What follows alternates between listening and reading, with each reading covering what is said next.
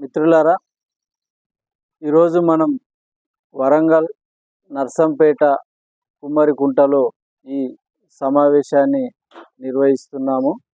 ఈ సందర్భంగా కుల అసమానతల నిర్మూలన పోరాట సమితి మరియు సావిత్రిబాయి పూలే మహిళా సంఘం ఆధ్వర్యంలో ఈ విలేకరుల సమావేశం నిర్వహిస్తున్నాము.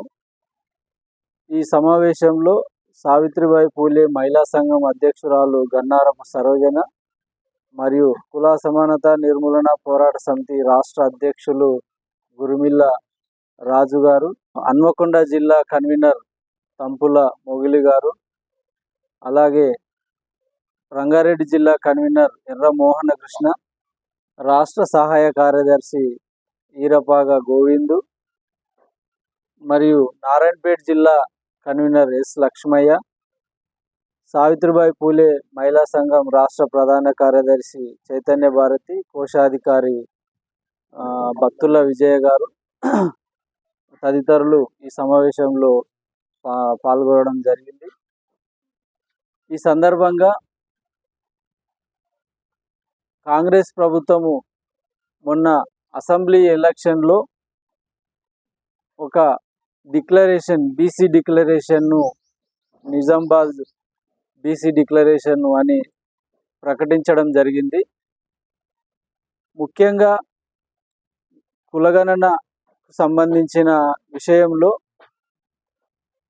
మొత్తం 75 ఏళ్ల స్వతంత్ర భారతదేశంలో ప్రతి అంశానికి సంబంధించిన లెక్కలు ప్రభుత్వాల దగ్గర ఉన్నాయి. ఈరోజు చెట్లను తీసుకున్నా, పుట్టలను తీసుకున్నా, పిట్టలను తీసుకున్నా, ప్రతి అంశంలో వారి వద్ద సమగ్రమైన రిపోర్టు ఉంది. కానీ ఈ మెజారిటీ ప్రజలైన 50% పైగా ఉన్నటువంటి బీసీలు, 100కు పైగా ఉన్న కులాల యొక్క లెక్కలు ఎందుకు లేవు? ఆ లెక్కలు ఎందుకు తీస్తలేరు? ఆ లెక్కలు తీయకపోవడం వలన బీసీలలో నాయకత్వం యొక్క సమస్య ఏర్పడుతుంది. స్థానిక సంస్థల ఎన్నికలు అంటే జెడ్పీటీసీ, ఎంపీటీసీ, సర్పంచ్, మున్సిపల్ ఎలక్షన్లు వస్తున్నాయి. ఈ ఎలక్షన్ల సందర్భంగా ఏ కులాలు, వాళ్ళ యొక్క శాతం ఎంత, వాళ్ళ ఆర్థిక, సామాజిక, ఉద్యోగ, ఇట్లాంటి అన్ని సమస్యలను, అన్ని కులాలకు సంబంధించిన లెక్కలు తీసి పంచాయతీరాజ్ చట్టంలో సవరణలు చేసి బీసీలకు 42% రిజర్వేషన్లు ఇవ్వాల్సిన అవసరం ఉంది.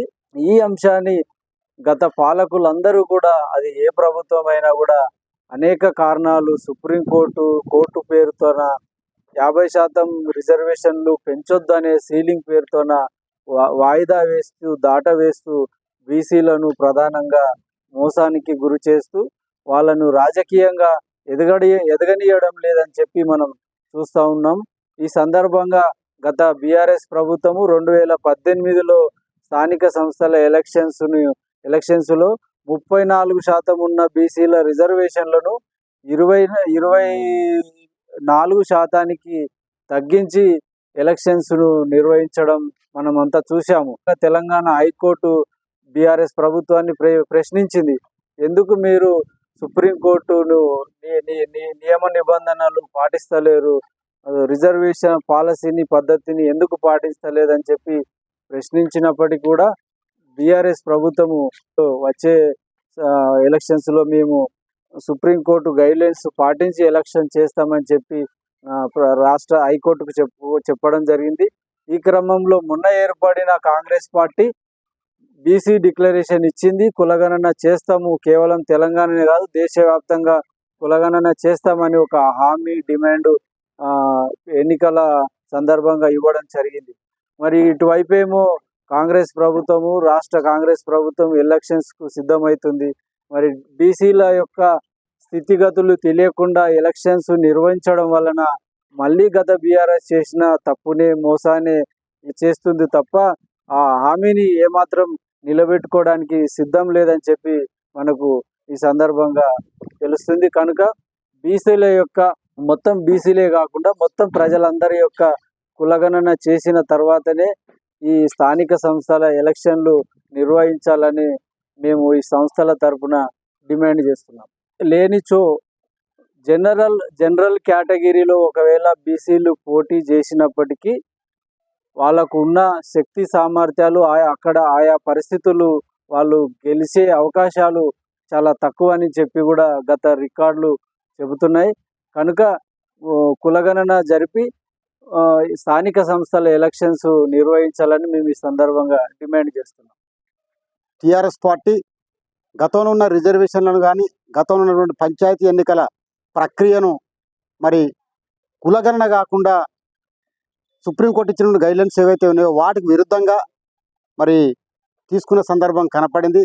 ఈసారి బీసీ డిక్లరేషన్తో అధికారంలోకి వచ్చిన కాంగ్రెస్ పార్టీ ఈ స్థానిక ఎన్నికలకు ముందే కులగణన జనాభా తమాషా ప్రకారం పంచాయతీ రిజర్వేషన్లు కానీ ఆ తర్వాత స్థానిక సంస్థలు ఎన్నికైనటువంటి జెడ్పీటీసీ, ఎంపీటీసీ, మిగతా మున్సిపాలిటీలలో ఉన్నటువంటి ఎన్నికల ప్రక్రియ చేపట్టబోయే ముందు కులగణన తప్పనిసరిగా చేయాలని చెప్పేసి కుల సమానత నిర్మూలన పోరాట సమితి కమిటీ తరఫున డిమాండ్ చేస్తా ఉన్నాం.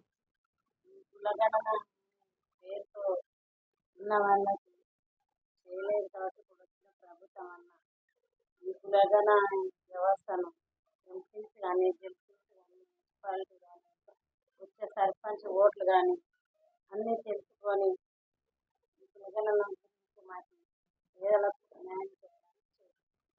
ప్రధానంగా సామాజిక న్యాయం, సమానత్వం ఏదైతే భారత రాజ్యాంగం సూచిస్తుందో అది నెరవేరాలంటే ముఖ్యంగా బీసీ కులగణన జరిగి ఎవరు ఎంతమందో వారికంత వాటా అనే నినాదంతో ఈ కులగణన జరిపి ఏ కులాల యొక్క స్థితిగతులు, ఆర్థిక, రాజకీయ, విద్యలో, వైద్యంలో యొక్క అన్ని విషయాలను ఈ కులగణన ద్వారా లెక్కించి ఈ స్థానిక సంస్థల ఎలక్షన్స్ నిర్వహించాల్సిన అవసరం ఉంది. అట్లనే ఈ కులగణన జరిపే సమయంలో ఆ పట్టికలో ఎస్సీలు, ఎస్టీలు, మహిళలు, మైనార్టీలు అనే కాలం ఎట్లయితే ఉందో అట్లనే ఓబీసీ అనే కాలం కూడా పెట్టి దాని ద్వారా కులగణన చేసినప్పుడే వాళ్ళ యొక్క స్థితిగతులు అర్థమవుతాయి. అప్పుడే ప్రజలందరూ కూడా అన్ని రకాలుగా అభివృద్ధిలోకి వస్తారు. అప్పుడే సామాజిక న్యాయం కానీ సమానత్వం కానీ ఏర్పడుతుంది. కాంగ్రెస్ ప్రభుత్వం ఏదైతే మొన్న కులగణన చేస్తాము అని చెప్పి ఒక బీసీ డిక్లరేషన్ని ప్రకటించింది. కనుక ఈ సందర్భంగా స్థానిక సంస్థలకు ఎలక్షన్స్ ముందు వాళ్ళ చిత్తశుద్ధిని నిరూపించుకొని కులగణన జరిపి స్థానిక సంస్థల ఎలక్షన్స్ నిర్వహించాలని మేము ఈ సందర్భంగా డిమాండ్ చేస్తున్నాం.